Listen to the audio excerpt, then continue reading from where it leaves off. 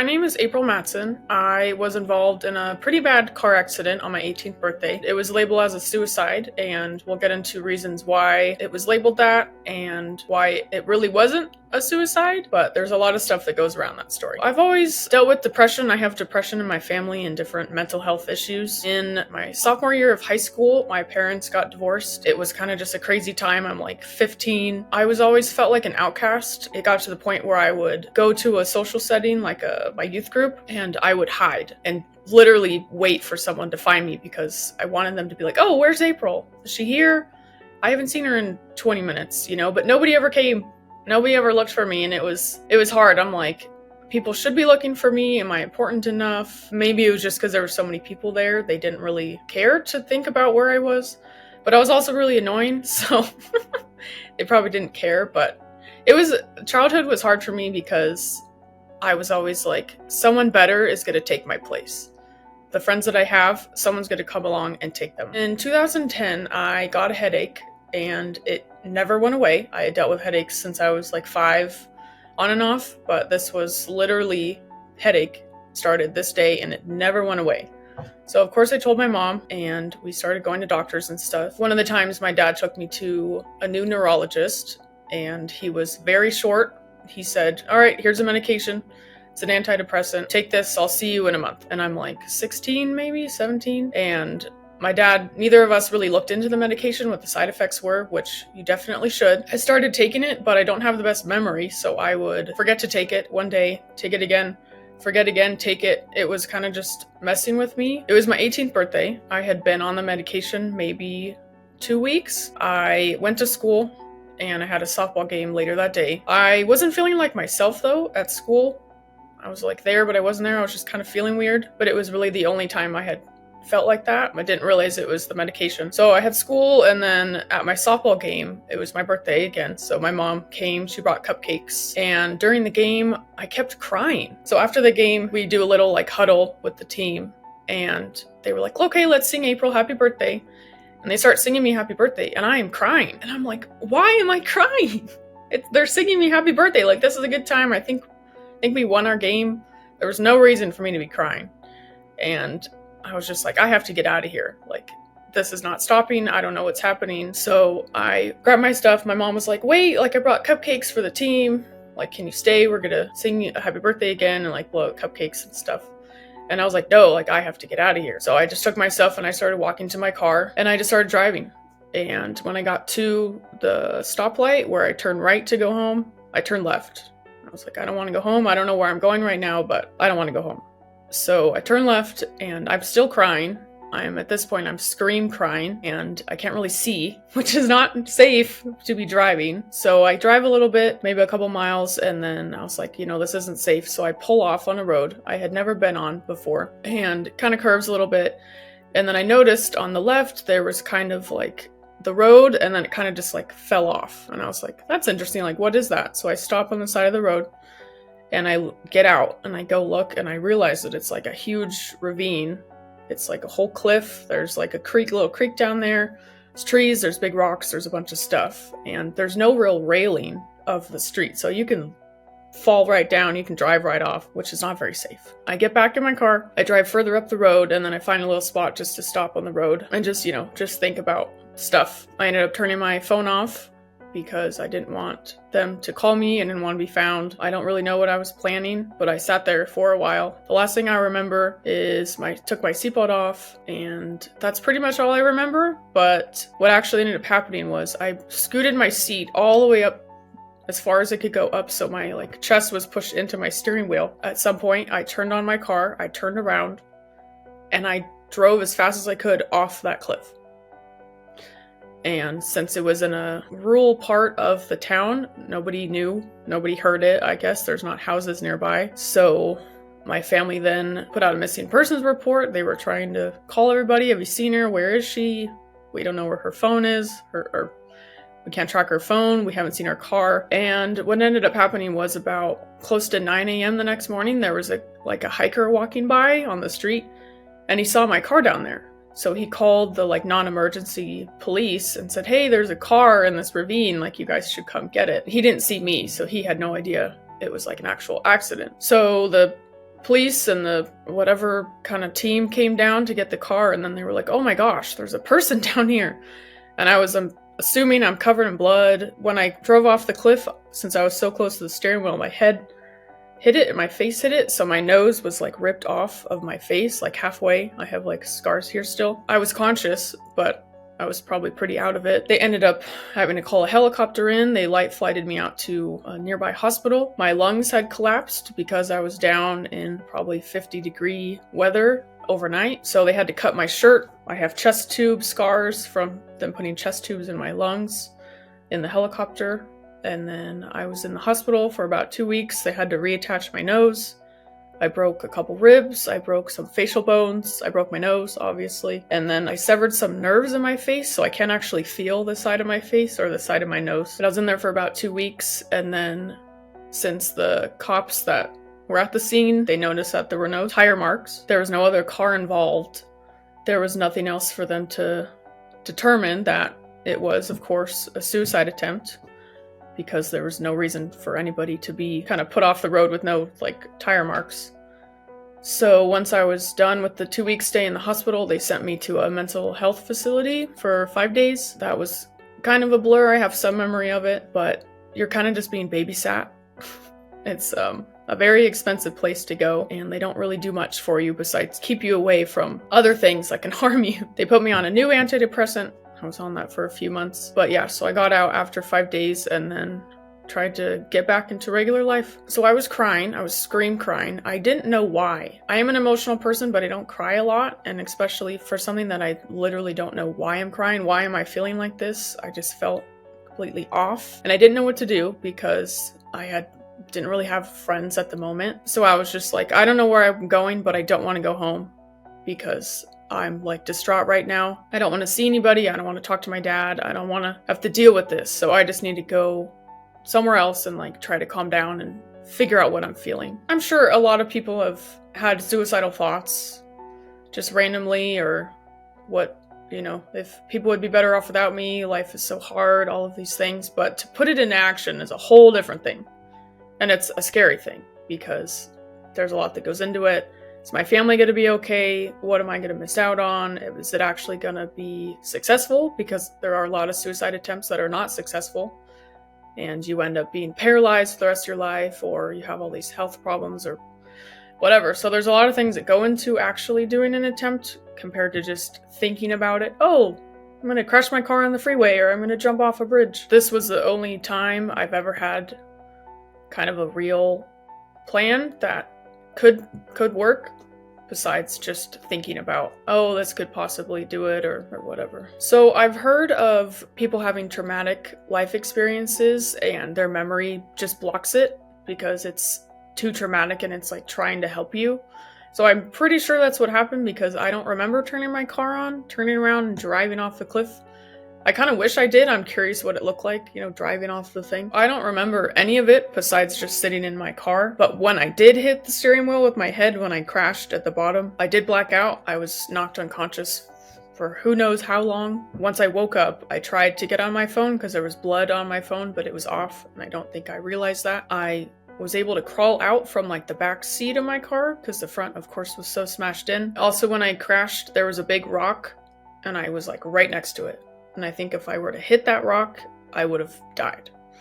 But, someone was looking out for me and made sure that I came out of it alive. And here I am. Pretty much my memory is from sitting in my car before this happened to waking up in the hospital. I don't remember the exact moment that I woke up. I just have kind of small memories of being in the hospital. My softball team pretty much visited me every day. My family was there, some friends, my nieces and stuff.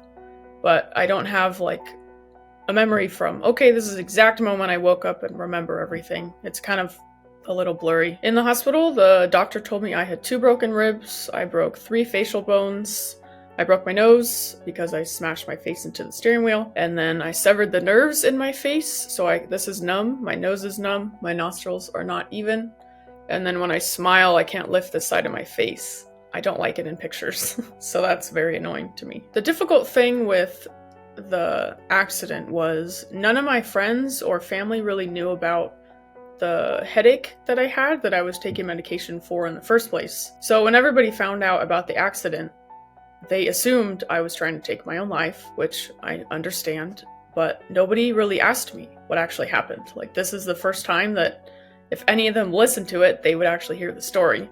So it was hard because here I am getting labeled as I tried to take my own life, but in reality, it was mixed with the medication I was taking, this other health issue I'm taking, and so it was just hard because I didn't want to just be like, hey friends, this is what's wrong with me.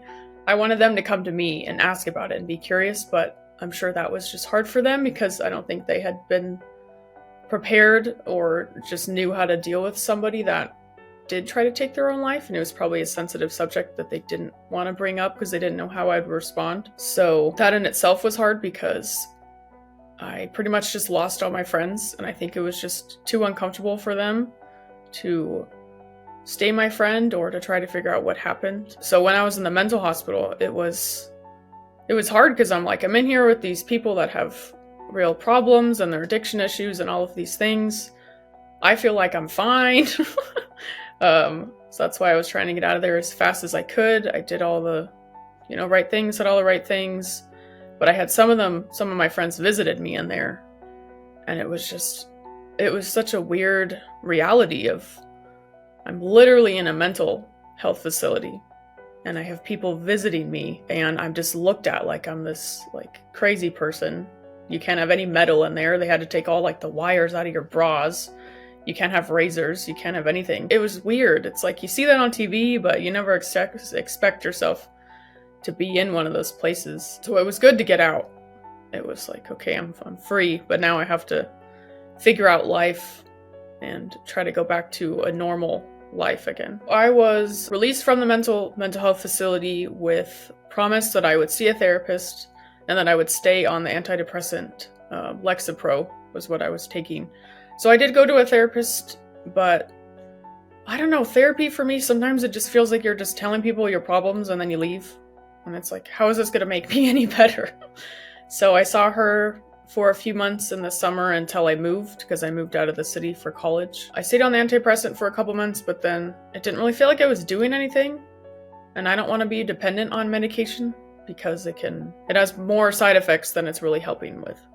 So I got off of that and I've been fine ever since. I still deal with some thoughts once in a while, but I've never had any other attempt besides this one. I mean, I think just growing up and maturing and realizing that there's so many good things in life if you just wait for them. Nothing is ever permanent. If you think you're in a horrible situation or you are in a horrible situation, you're dealing with all of these things, you have to be able to think about the future.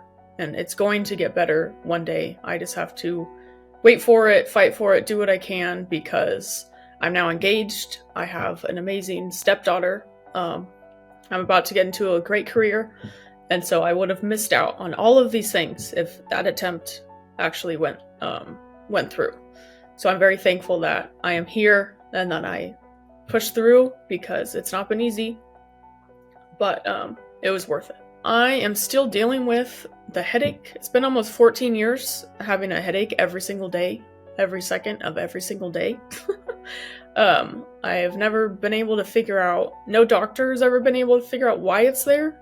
No doctor has been able to take it away. I'm also dealing with a lot of issues because I've had so much brain trauma. I was in a different accident when I was 5. I landed on my head, had a big gash through my eyebrow.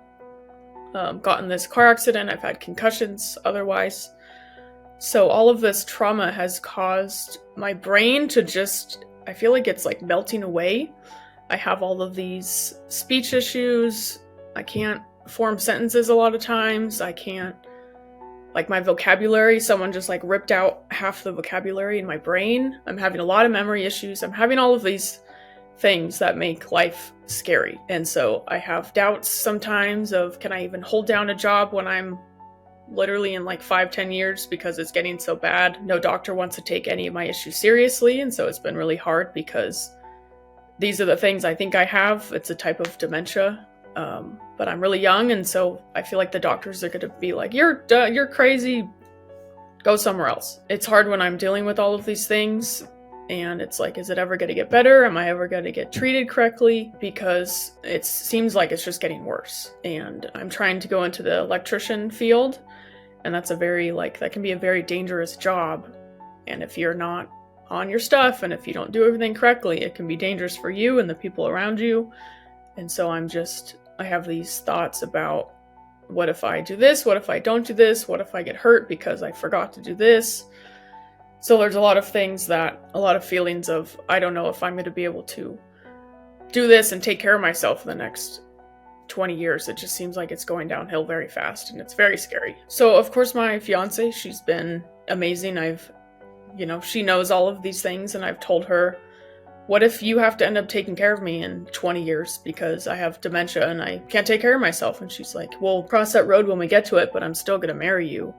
Like, I still love you and I still want you to be my wife. And we'll figure things out down the road. Of course, my parents, they're always there for me. My mom's will randomly ask me, you still have your headache? The doctors helped you yet? And I'm like, no. So I do have support, but it's hard because they're not me. They're not in my brain, and so they can't really tell how it's completely affecting me. Of course, they're not with me every single day when I'm at work, when I'm doing this, and it's just embarrassing, the effects of it, because I'll just like blank out when I'm trying to say. It's like gone. And I feel like I look like an idiot. And I'm not trying to. It's just my brain doesn't work sometimes, and it's a little scary for being 28 and having to deal with stuff like that. So definitely find somebody to confide in, whether that's a therapist, whether it's your mom, a friend, even just somebody online. I used to be a volunteer counselor for the suicide text line. And if you can just reach out to somebody like that, it's literally through text. You can do it online, do it on your phone. You don't have to call anybody, and just talk to somebody, because you're not alone.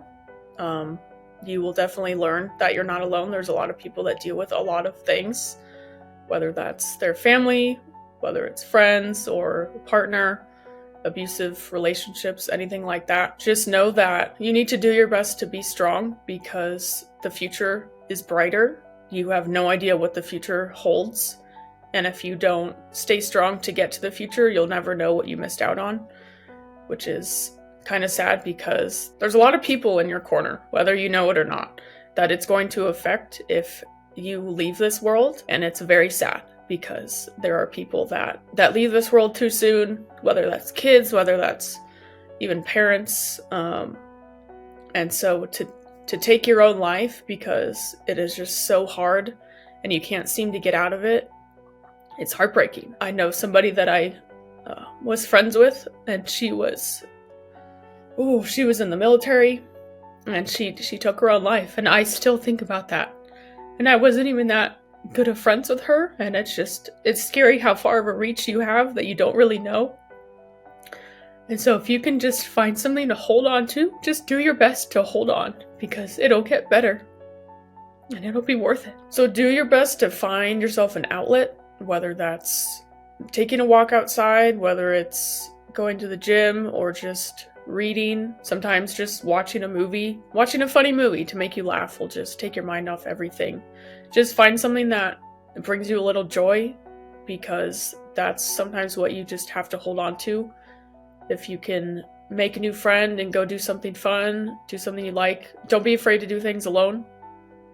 If you enjoy something and you have to do it alone, do it alone. Try to find somebody to talk to, because it's hard trying to just live with all of these thoughts and feelings. Even though you don't think anyone will understand, people will do their best to understand. Sometimes they will understand it, and you don't know their life. You don't know what they're going through, so they could understand it better than you think. Try to just not keep it all bottled up, and try to find some joy somewhere in your life. It really will help. If you know somebody that has had a suicide attempt or has had these thoughts and you don't know how to approach them, you don't know what to do, you don't know if you should just stay quiet, reach out to them the best you can, because it's hard to go through something like that and then not be able to tell anybody about it, or not be able to explain yourself, because in my case, nobody knew the real reason, and it was really hard on me because I just lost everybody. So If you can just be there for somebody that's going through something similar or just needs a friend,